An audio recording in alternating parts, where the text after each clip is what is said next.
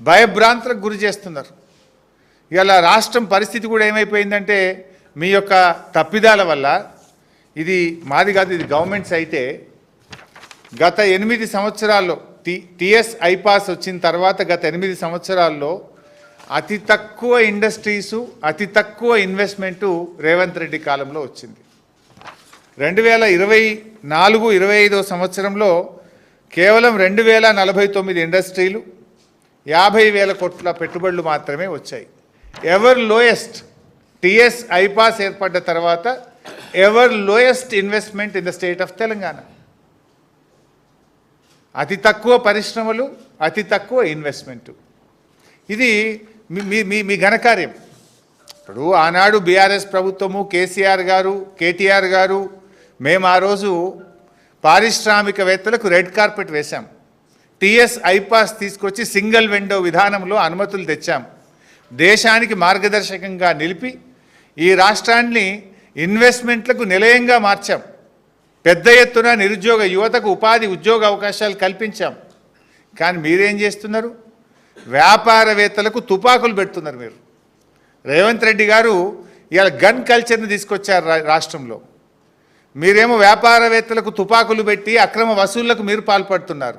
ఆ రోజు కేటీఆర్ గారు ఒక మంత్రి అని భావించకుండా ఒక వ్యాపారవేత్త, tech Mahindra CEO CP Gurnani గారికి వర్షం పడుతుంటే తానే గొడుగు బట్టి వ్యాపారవేత్తల్ని ఆహ్వానించిన సంస్కృతి మాది.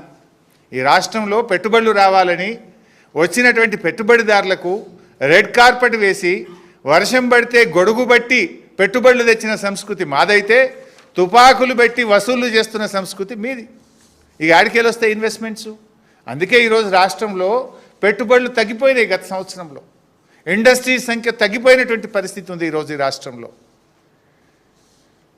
అంటే ఇంత దుర్మార్గంగా ఈరోజు మారిపోతూ ఉంది. ఇది ఇంకోటి, ఇది మేం చెప్తున్నది కూడా కాదు కదా, నేను స్వయంగా ఒక మంత్రి గారి కుమార్తెనే స్పష్టంగా చెప్పారు. ఏమని చెప్తున్నారు? ముఖ్యమంత్రి గారి సన్నిహితులే తుపాకీ బట్టి బెదిరించారు, ముఖ్యమంత్రి గారు జపాన్ నుంచి ఫైలు ఆపించారు, ఒక మంత్రి గారు టెండర్లు వేయొద్దని మాకు హుకుం జారీ చేశారు, టెండర్ దక్కలేదని డిపార్ట్మెంట్నే మార్చివేసినారు. అంటే మొత్తంగా కూడా ఒక అరాచకం నెలకొన్నది రాష్ట్రంలో. ఇలా ఇంత జరుగుతూ ఉంటే బీజేపీ కేంద్ర ప్రభుత్వం ఎందుకు మౌనంగా ఉందో మాకైతే అర్థమవుతలేదు. ఇప్పుడు ముఖ్యమంత్రి ఆయనే, హోంమంత్రిగా ఆయనే ఉన్నారు. మరి ఇక్కడ విచారణ జరిగే అవకాశం లేదు. ముఖ్యమంత్రే తుపాకీ పంపిండని, ముఖ్యమంత్రి సన్నిహితులే తుపాకీ బట్టి బెదిరిస్తున్నారని, ముఖ్యమంత్రి గారే తన తమ్ముళ్ళ కోసం ఫైళ్లు ఆపారని, సహచర మంత్రే టెండర్లు వేయొద్దని హుకుం జారీ చేశారని చెప్తుంటే దీని మీద విచారణ జరగాలి కదా. నేను కేంద్ర మంత్రి కిషన్ రెడ్డి గారిని, సంజయ్ గారిని డిమాండ్ చేస్తూ ఉన్నా, మీది జాయింట్ వెంచర్ గవర్నమెంట్ కాకపోతే, మీ మధ్య బడే బై చోటే బై అనుబంధం లేకపోతే దీని మీద కేంద్ర ప్రభుత్వ సంస్థల చేత ఎంక్వైరీ చేయండి, లేదా ఒక ఇండిపెండెంట్ జ్యుడిషియల్ కమిషన్ పెట్టి నిజాలు బయటకు తీయాలని చెప్పి ఇవాళ కేంద్ర ప్రభుత్వాన్ని మేము డిమాండ్ చేస్తున్నాం.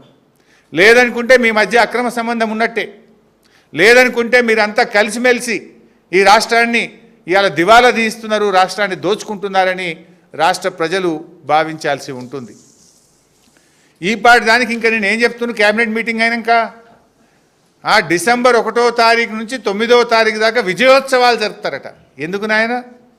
తుపాకులు పెట్టి వసూలు బాగా చేసినామనా? కాంట్రాక్టుల కోసం గల్లాలు పట్టుకొని క్యాబినెట్లో కొట్లాడుకుంటున్నామనా?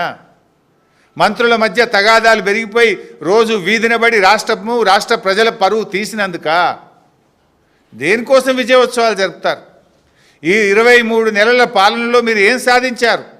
మహాలక్ష్మి పథకం ఇచ్చింది లేదు, పెన్షన్లు పెంచింది లేదు, పిల్లలకు ఫీజు రియంబర్స్మెంట్ ఇచ్చింది లేదు, ఓ చెక్ డ్యామ్ కట్టింది లేదు, ఓ చెరువు కట్టింది లేదు, ఓ ఎకరానికి నీళ్ళు ఇచ్చింది లేదు.